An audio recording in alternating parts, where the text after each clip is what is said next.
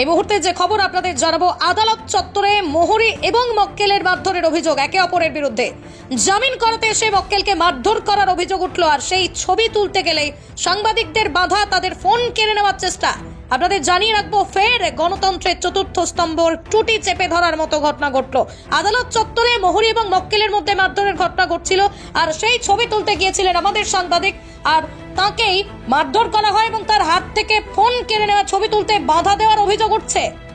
জামিন করাতে এসে মক্কেলকে মারধর করার অভিযোগ উঠল। সোমবার ঘটনাটি ঘটেছে হুগলির আরামবাগ মহকুমা আদালতে। এই ঘটনায় আদালত চত্বরে ব্যাপক উত্তেজনা ছড়িয়ে পড়ে। যদিও এই ঘটনার কথা অস্বীকার করেছেন ল ক্লার্কের অভিযোগ, এদিন রবি চৌধুরী ও তার মা ঝর্ণা চৌধুরী জামিনের টাকা দিতে অস্বীকার করেন। আর এ নিয়ে শুরু হয় মক্কেল ও মোহরির মধ্যে বচসা থেকে শুরু হয় মারধর। মোহরির অভিযোগ, প্রাপ্য টাকা মক্কেলকে চাইতেই অস্বীকার করে দিতে। এরপরে মক্কেল রবি চৌধুরী তাদেরকে প্রথমে মারধর করে। জানা গেছে, হুগলির খানাকুলের বাসিন্দা রবি চৌধুরী, তার মাই ঝর্ণা চৌধুরীর অভিযোগ, ছেলেকে বেধড়ক মারধর করে মোহরিরা মিলে। বেশ কিছুক্ষণ আক্রান্ত মক্কেল রবি চৌধুরী আদালত চত্বরেই পড়ে থাকে। পরে ল ক্লার্ক অ্যাসোসিয়েশনের পক্ষ থেকে অ্যাম্বুলেন্স নিয়ে এসে হাসপাতালে ভর্তির সুবন্দোবস্ত করে। খবর সংগ্রহ করতে গেলে সংবাদ মাধ্যমকে হেনস্থা করা হয়, এমনকি মোবাইল ফোন ভেঙে দেওয়ার হুমকি দিতে দেখা যায় মোহরিদের। দেখুন সেই ছবি।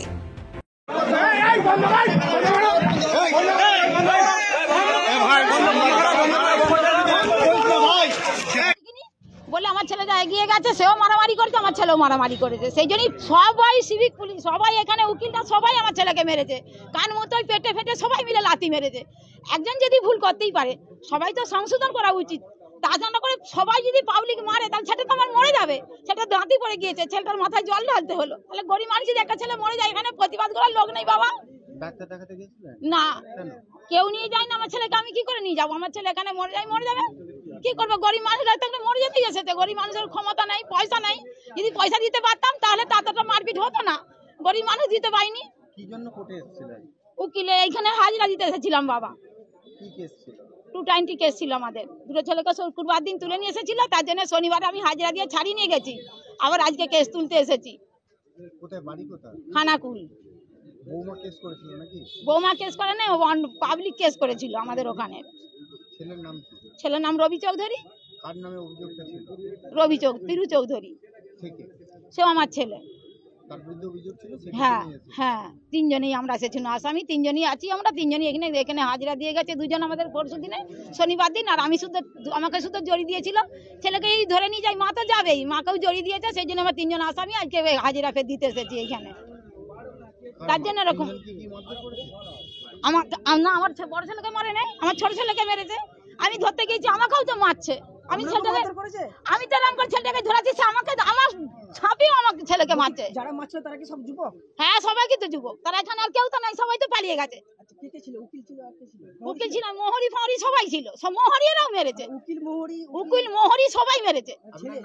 আমার নাম ঝর্ণা চৌধুরী। আমি এরকম করে ছেলেকে জড়িয়ে ধরছি, আমাকে ছড়ি দিয়ে মারছে। করেছে টাকা পয়সা নিয়ে, হ্যাঁ, বলে তুমি যে আমার টাকাটা মিটিয়ে দাও। ও বলছে দেবো না। নানা রকমভাবে ওই ছেলেটা, ও কি নাম জানেনি, কমলকে বলতে কমল রামকে ডেকেছে। রাম এসে ওদের বোঝালো শোনে নেই। তারপরে রাম ওদিকে নিয়ে চলে যাচ্ছে।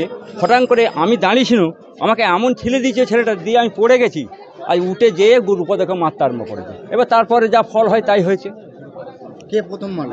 প্রথম মেরেছে এই ছেলেটি, গুরুপদ পাত্র। কমলকে তাও দাঁড়িয়ে আছে গুরুপদ, তাকে আগে মেরেছে। আর আমি তো উঠতে পারিনি, আমি খোঁড়া লোক, সারা পড়ে গেছি।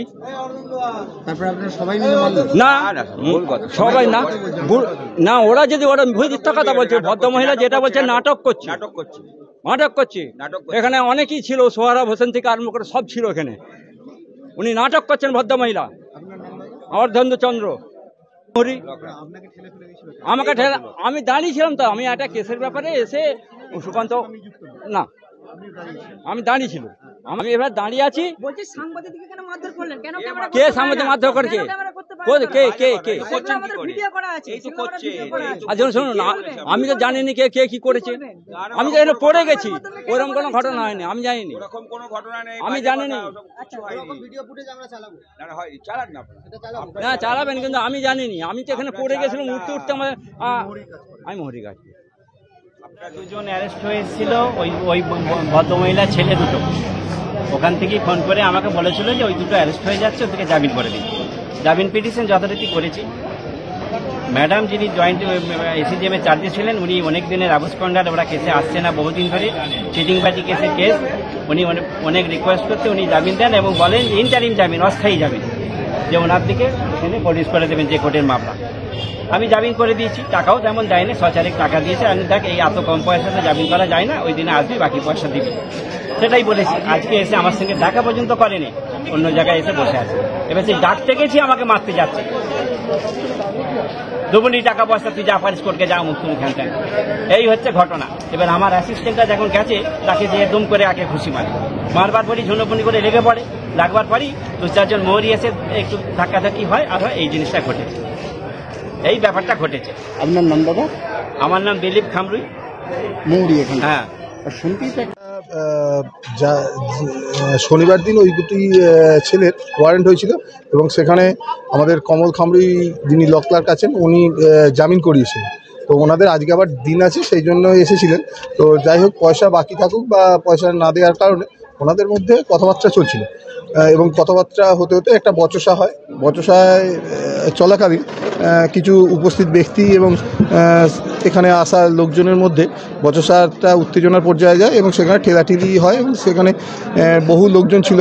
সেখানে ঠেলাঠেলিতে ওই যিনি আসামি জামিন নিতে এসেছিলেন, শনিবারে জামিন হয়েছেন এবং আজকে তার ইন্টারিমেল কনফার্মের দিন ছিল, তিনি আহত হয়েছেন।